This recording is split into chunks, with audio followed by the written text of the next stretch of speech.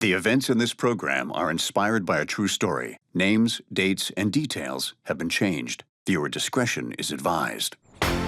On this episode of Bizarre Murders, Dylan is living the dream. I'm killing it.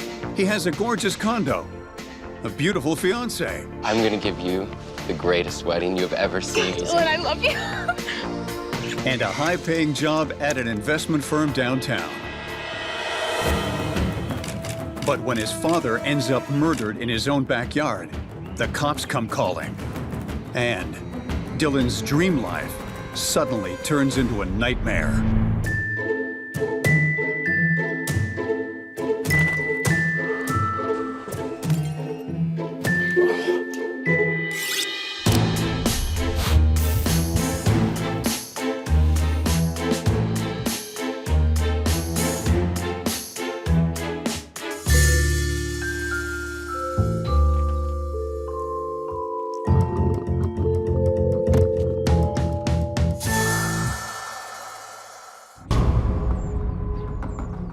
In an upper-middle-class suburb just outside of Boston, detectives respond to a 911 call. Hello? There's been an emergency. A young woman reports that her brother Dylan has just stabbed their father to death with an arrow.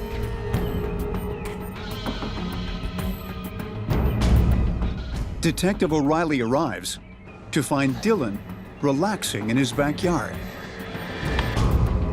Detective O'Reilly here. Possible 1054. Victim, arrow through the chest. Are you Dylan? Yes, sir. Did you do this?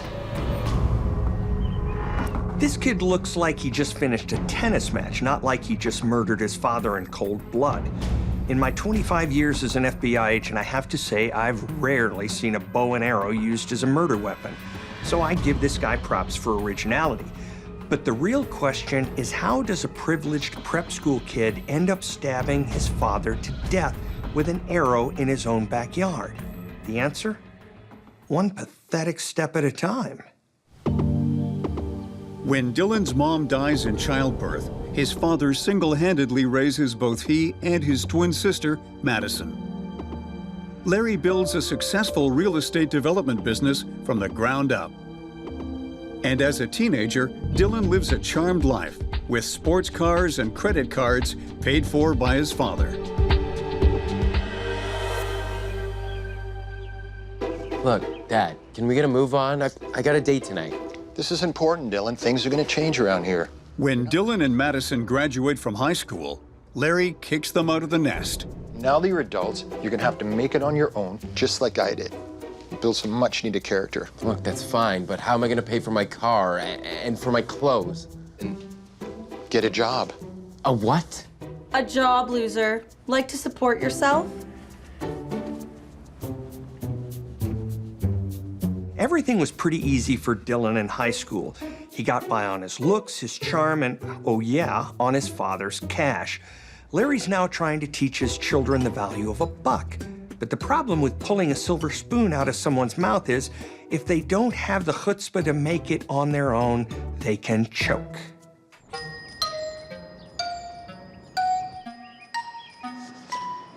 Dad, check this out. Madison thrives when she's admitted to Harvard and receives straight A's.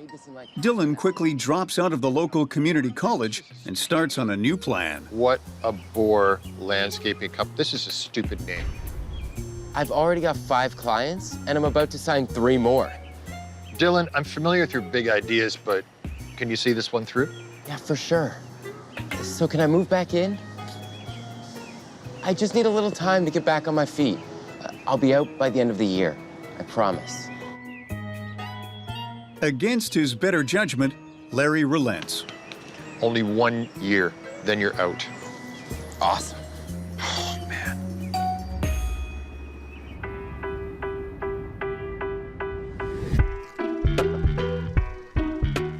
But unbeknownst to his father, instead of starting his own business, he gets a job at a movie theater so he can watch films all day long.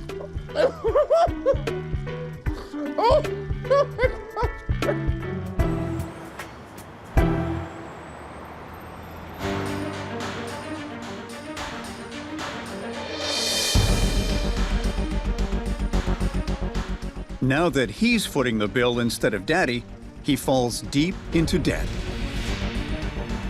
After 2 weeks on the job, Dylan receives a credit card bill for a whopping $5,000. Then, one afternoon, the movie theater plays a matinee of the latest heist movie, and Dylan gets an idea. He decides to rob convenience stores to make some money. Wow, what a brilliant idea. Why didn't I think of that? Oh, wait, because it's illegal and stupid, that's why. This guy is living in an alternate reality if he thinks he's going to be able to pull off a robbery like they do in the movies.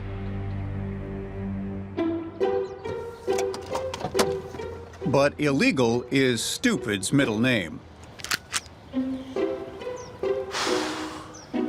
Go time. So am I the only one that thinks dressing up like a mime is the epitome of stupid?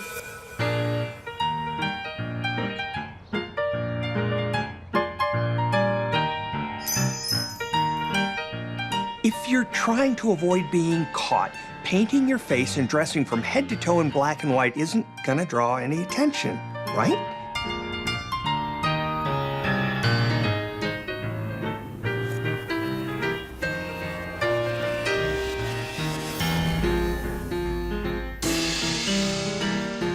Just give me the money.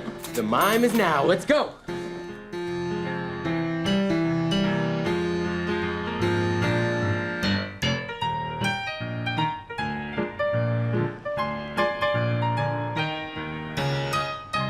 I'd like to know what's going on inside this guy's head.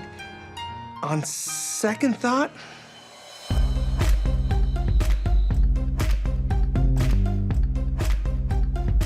Dylan starts robbing convenience stores on a regular basis.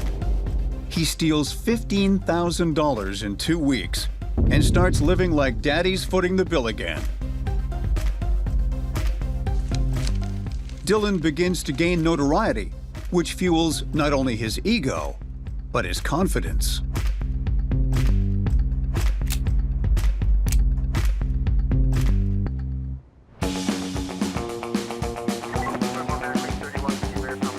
And despite heavy surveillance of corner stores, Dylan remains one step ahead of the cops, Where are you, you miserable mime?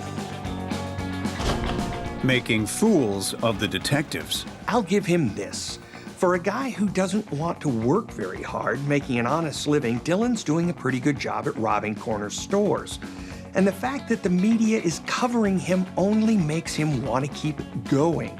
But the reality is, this ruse can only last so long. And when criminals get cocky, detectives get lucky. After successfully robbing over 15 corner stores, Dylan makes a small mistake and parks too close to a security camera, giving Detective O'Reilly his first real clue. He runs the plates and tracks the vehicle to Dylan. There you are, you moronic mime. But when he runs his name through the criminal database, he learns Dylan has no priors.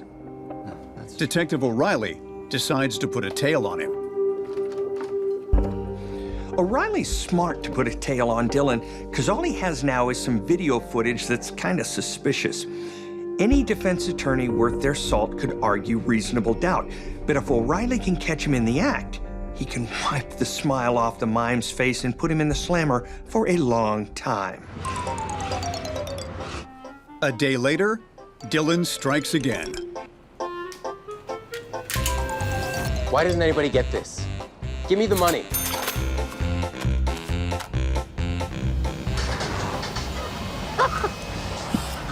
Mime's up, buddy. Dylan is arrested for armed robbery. But with no prior convictions, the court is lenient and sentences him to 2 years in prison. 2 years later, Dylan is released from prison. Well, it's just been a couple days since my interview, so I wanted to call and check. He moves back home, but finds rebuilding his life isn't as easy as he thought. And you guys have a copy of my resume? Mm-hmm. Well, so what's the problem? His old friends want nothing to do with him, So... And his criminal record makes getting a job impossible. No, that was a long time ago, and it doesn't... You know what, buddy? Screw you. Frustrated and lonely, Dylan spends most of his time alone.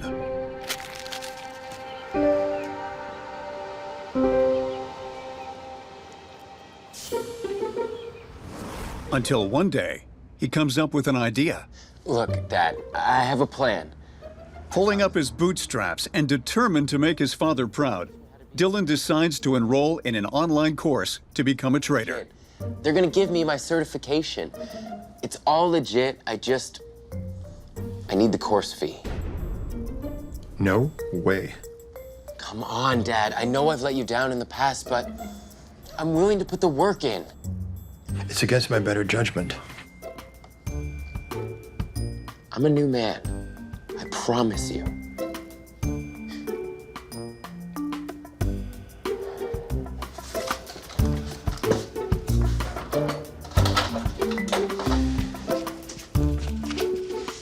Don't you dare screw this up again.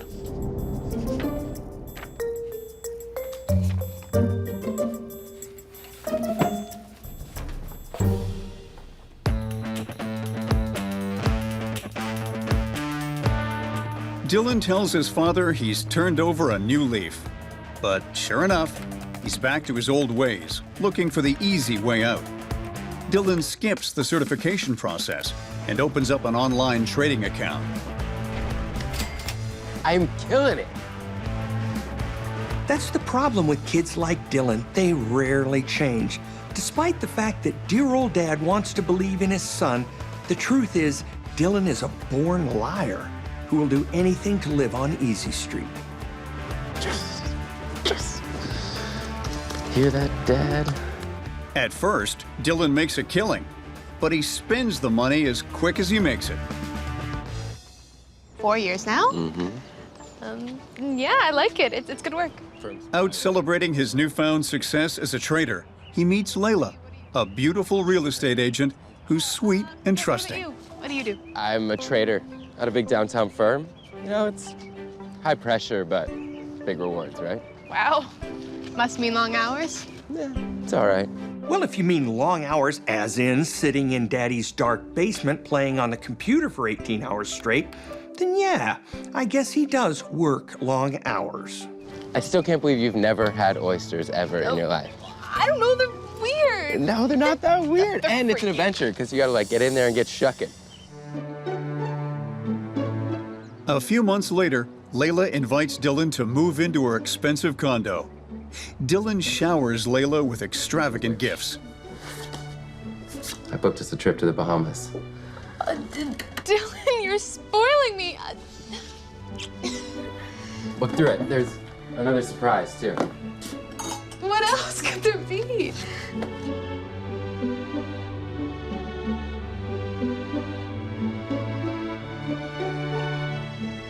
Dylan, wasting no time, pops the question. Will you make me the happiest man in the whole world? Yes, yes, yes. I'm gonna give you the greatest wedding you've ever seen. It's gonna be amazing. Dylan, I love you. It seems that Dylan has put his criminal past behind him and is looking towards the future. I have to go call your sister. Go.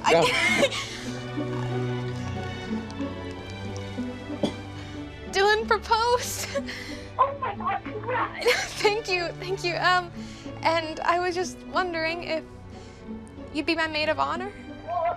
Oh, really? Oh, They start to plan the most extravagant wedding this side of Boston. I was thinking about 350 people. I have tons of cousins on my mom's side, so... Oh, that'd be perfect. Okay, yeah, let them know. It seems like everything is on the right track. Dylan's making money, he's engaged to a nice girl, and his family is happy. But in reality, it's all based on lies. He's told Layla that he has a fancy schmancy job and is made of money. But in reality, he's a slacker who spends his days in his father's basement. It's not whether this loser is headed for a fall, it's a matter of when. But while Dylan keeps up the charade of working at his bigwig job downtown, I love you. You too. Have a great day. You too.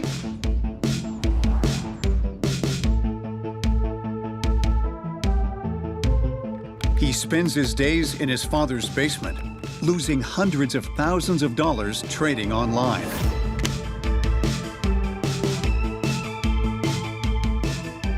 Dylan's basically back to square one. He's got no money, no real job, and he's racked up his credit card debt. But this time he has a lavish wedding he needs to pay for and a fiancée who thinks he's loaded. He feels pressure to keep up appearances, but weaved a web of lies so complex, he's got no way out. What's that saying? Desperate times call for? Oh yeah, desperate measures, that's it.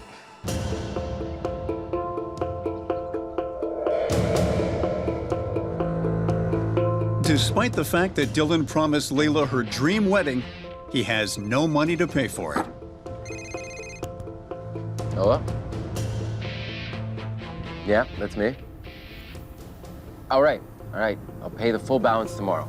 As the wedding day draws closer, the creditors come knocking.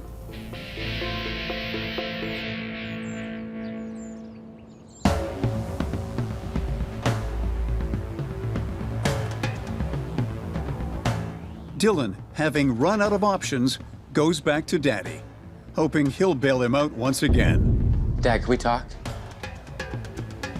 Look, I'm sorry, but I need help. I've just got a lot of debts, and with the wedding coming up, it's... But you're doing so well now, I don't understand. I didn't want to tell you this, but I never did my certification. I've just been trading online. You've got to be kidding me. What did you do with the money I gave you? I invested it. And? I'm $250,000 in the hole. What? Look, Dad, I'm sorry. I wanted to tell you, but things have been going so good. I wanted to tell Layla, but I can't go get a new job because she doesn't know about anything, about my past, about anything. That's it. That's the last straw. I'm done with you. I just need a little bit of money, and then I can win it all back. Win. I mean earn. I just need a little help. Instead of money, Larry gives Dylan an ultimatum. I've got an idea. I'll cover your debt. $250,000, is that right? All you need to do is tell her the truth. Come clean about your past and how you're broke now. And if you don't tell her, I will. You can't do that, Dad. Just watch me. What you see here is a desperate man being cornered. And while Larry doesn't know it yet, he's just put one foot into the ring, and this fight isn't going to end well for one of them.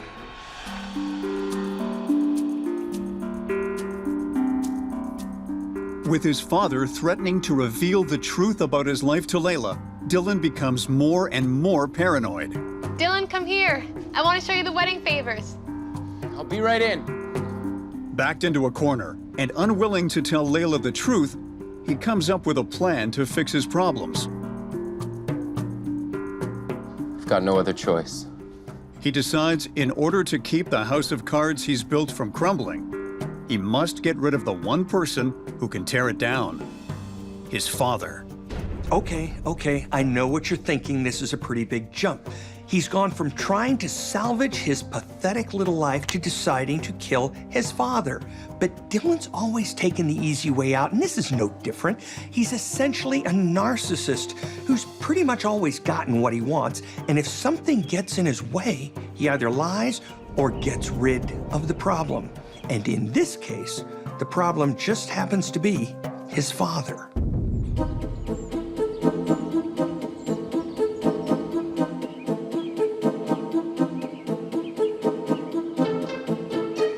Dylan puts his plan into motion and starts looking for a murder weapon. He can't buy a gun because of his previous conviction, so he buys a second-hand bow and arrow instead. He sneaks into his father's backyard and hides the bow and arrow. Interesting weapon choice. If you can't get a gun, why not get a bow and arrow? Really? I mean, it's true they're deadly, but mark my words, they certainly aren't user-friendly.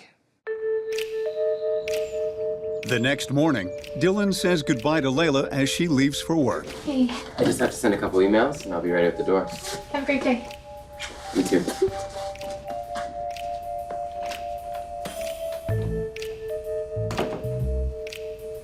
Then sets about building a digital alibi. that will send multiple emails while he's committing the murder. It's a simple plan that leaves a digital footprint, proving he was home the whole day. I'm no computer expert. I barely know the difference between analog and digital. But according to the computer geeks at the FBI, a computer IP address creates a digital footprint that allows activity to be traced to a specific instrument at a specific location. You can create an alibi for yourself. Maybe not airtight, but good enough.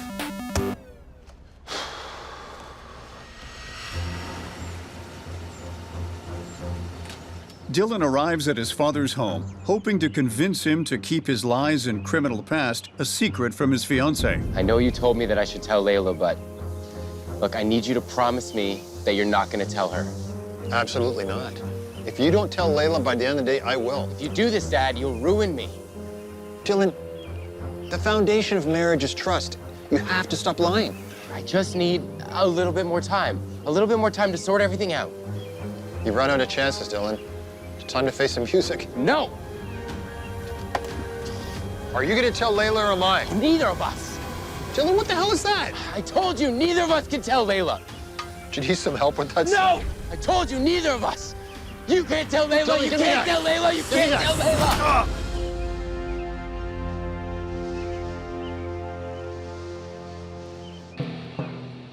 Dylan attempts to hide his father's body when his sister Madison arrives home unexpectedly from college.